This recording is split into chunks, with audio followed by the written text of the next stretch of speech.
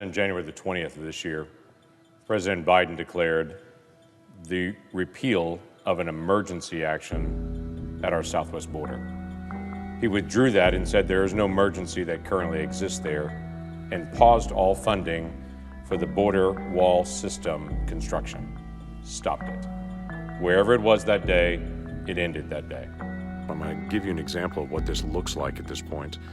When we talk about the fence has stopped construction, this fence goes on for a very long way. The challenge that you have is when people think about we're just going to stop construction, this is what you get when you stop construction. What is remaining in Arizona right now is a fence without gates. Literally, the gates were the only thing left to install. So we have miles and miles and miles of fence on our southern border right next to a town of 450,000 people in Mexico with a wall with no gates.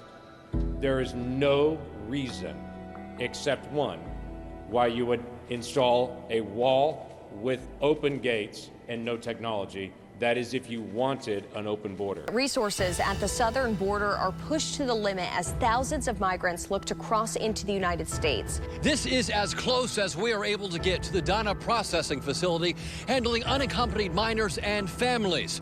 However, Senator James Lankford taking us inside in the palm of his hand. This is the problem. This is one of the areas that the media is not allowed to be able to come into. That's why I wanted to be able to be here, to be able to see it and say, this is the thing that Biden does not want you to see. Lankford says a pod designed to house 80 children is holding more than 700. Children predominantly from Guatemala, Honduras, and El Salvador. In February, we had 100,000 plus people that were apprehended crossing the border. Now that is 60,000 larger than the previous February. That's before COVID.